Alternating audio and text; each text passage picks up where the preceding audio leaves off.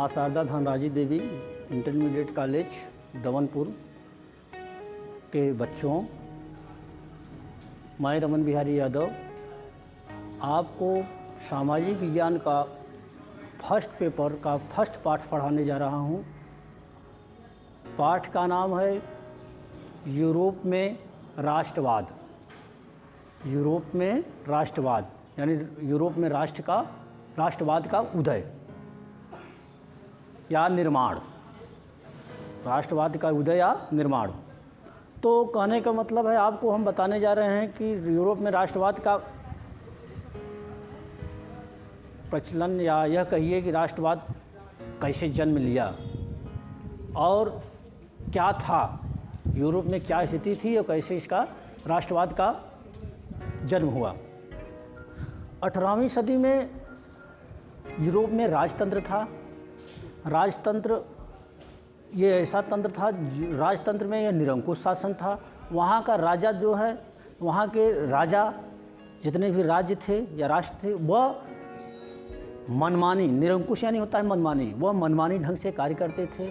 उसमें वहाँ पर ऊंच नीच की भावनाएं थी और वहाँ पर ऊंच नीच की भावनाएं थी। एक चीज़, दूसरी चीज़ ये कि वहाँ पे कुलीन वर्ग का ही वर्चस्व था या कहिए प्रभुत्व था।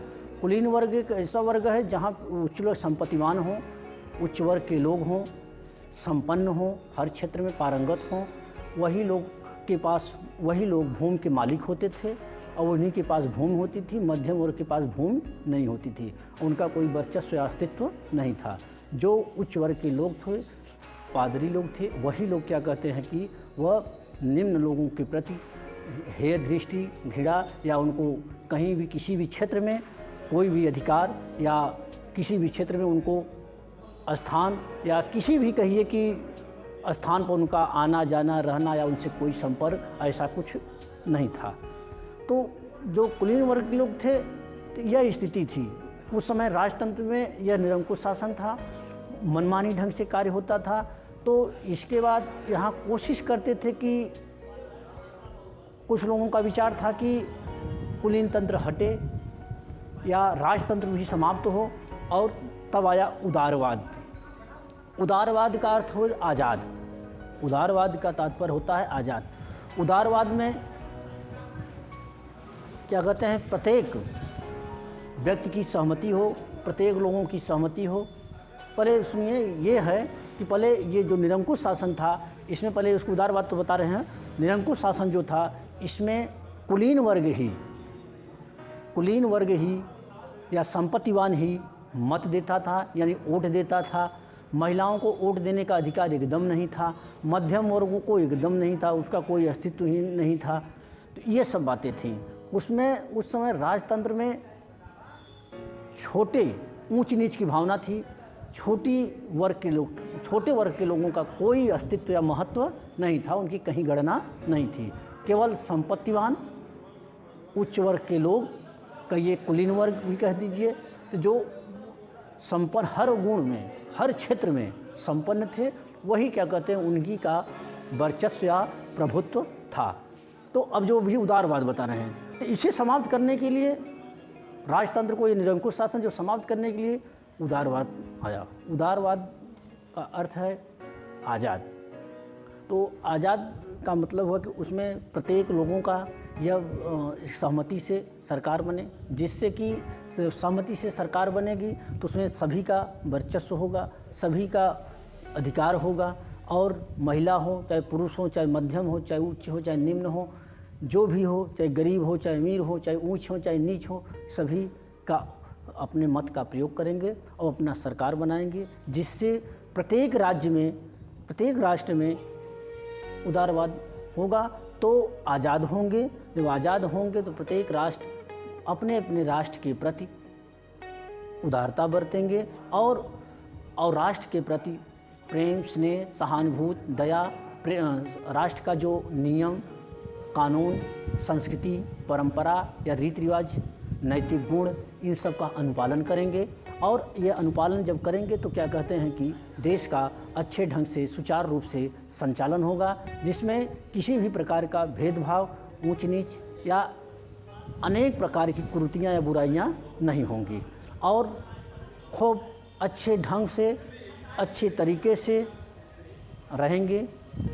जो उस समय राजतंत्र में अनेक प्रकार के लोग थे, अनेक बातें, कुरीतियाँ, बुराइयाँ थी, उसे समाप्त कर दिया जाए और राष्ट्रवाद के प्रत्येक यूरोप महाद्वीप में प्रत्येक राष्ट्र अपने अपने राष्ट्र प्रत्येक लोग अपने अपने राष्ट्र के प्रति अच्छा बर्ताव, अच्छी नियम कानून का पालन करें और धीरे धीरे राजतंत्र को समाप्त तो हो ही गया।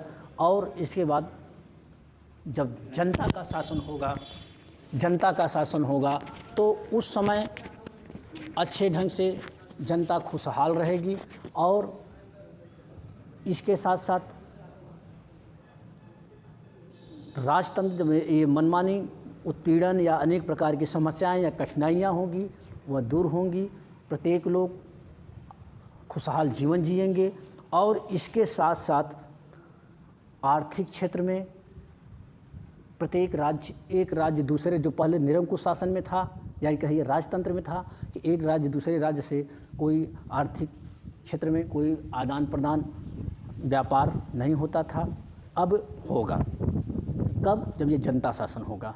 तो ये राष्ट्रवाद माने ये जब ये समाप्त होगा, राजतंत्र निरंकुश शासन समाप्त होगा तो ये सब उदारवाद में आएंगे, आज़ाद होंगे। तो एक राज्य दूसरे राज्य से अच्छे ढंग से व्यापारिक संगठन बनाएंगे, एक दूसरे से व्यापार करेंगे और एक दूसरे का अच्छे ढंग से अर्थव्यवस्था सुदृढ़ एवं मजबूत होगा और जनता का या लोगों का रहन सहन अच्छा रहेगा, किसी भी प्रकार की कठिनाइयाँ या उत्पीड़न नहीं होगा। इसके साथ साथ और पूंजी का भी आवागमन होगा। एक राष्ट्र से दूसरे राष्ट्र में मुद्राओं का आदान प्रदान होगा, वस्तुओं का आदान प्रदान होगा और ऐसे ही धीरे धीरे क्या कहते हैं कि ये जनता खुशहाल रहेगी। और 1995 में नेपोलियन के हार के बाद, इसी में नेपोलियन हार के बाद अनेक रूढ़िवादिताएँ आई। रूढ़िवादिता को समाप्त करना, जो पुरानी विचारधाराएं थी राजतंत्र की थी उसे समाप्त करना, नई विचारधाराओं में आना और नए विचारधाराओं में आएंगे तो हर राष्ट्र संपन्न होगा। और जब हर राष्ट्र संपन्न होगा, हर लोग संपन्न होंगे तो अपने आप राष्ट्र संपन्न होगा। और वहाँ पे अनेक प्रकार की जो कुरीतियाँ भी बताए हैं या उत्पीड़न बताए हैं या उनके प्रति अनेक प्रकार के शोषण बताए हैं राजतंत्र में, जब ये सब समाप्त होगा तो राजतंत्र में जब ये सब था तो ये सब अनेक प्रकार की जो बुराइयाँ थी ये समाप्त जब हो जाएगा तब प्रजातंत्र कहिए या आज़ाद कहिए या उदारवाद, एक दूसरे की सहमति से सरकार बनेगी जिसे आप किसी राजा को चुनेंगे, अपना मुखिया चुनेंगे तो अच्छे ढंग से खुशहाल रूप से, यह कहिए कि हर एक राष्ट्र का और प्रत्येक नागरिक का अच्छे से विकास होगा। प्रत्येक नागरिक का विकास होगा तो राष्ट्र का विकास होना सुनिश्चित है। तो वहाँ पर ऊंच नीच की भेदभाव नहीं रहेगी और भांति भांति तरह के जो लोग हैं वह भी अनेक प्रकार के जो बुराइयां हैं वह दूर होंगी। इसके साथ साथ यूरोप महाद्वीप में राष्ट्रवाद का निर्माण होगा, उदय होगा।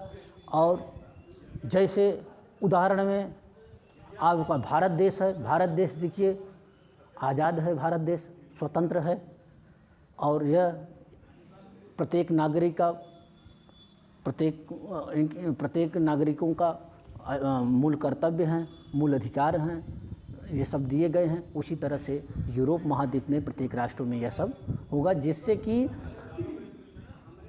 कहने का तात्पर्य है कि जो अनेक निरंकुशता है वो समाप्त होगा तो प्रत्येक राष्ट्र, यूरोप महाद्वीप का प्रत्येक राष्ट्र क्या कहते हैं कि सभी क्षेत्र में संपन्न, योग्य, निपुण, प्रत्येक नागरिक, प्रत्येक धर्म, प्रत्येक जात, ऊंच नीच की भावनाएं सब हर क्षेत्र में ऊंच नीच की संभावना समाप्त होगी, हर क्षेत्र में पारंगत होंगे और अच्छे ढंग से, सुचारू ढंग से देश आज़ादी के मूड में, रूप में अपना जीवन यापन करेंगे, प्रत्येक लोग संपन्न होंगे और इसके साथ साथ देश में राष्ट्रवाद का उदय होगा। यही है, ये आपको बताया गया यूरोप में राष्ट्रवाद का उदय। पहले क्या था? पहले राजतंत्र था, इसके बाद तब उदारवाद आई। उदारवादिता में आज़ादी यानी सभी लोग को समान अधिकार, समान वो। पहले क्या था? जो कुलीन वर्ग थे भी बताए हैं, वही मत देने का अधिकार था। संपत्तिवान जो थे, महिलाओं का कोई मत देने का अधिकार ही नहीं था, इनका कोई अस्तित्व महत्व नहीं था। ऊंच नीच का जो मध्य वर्ग थे, उनकी कोई अस्तित्व महत्व नहीं, सब बता दिए भी। तो ये सब बातें राष्ट्रवाद में समाप्त करके यूरोप की राष्ट्रवाद आया और ये सब अनेक बातें आपको बताया गया।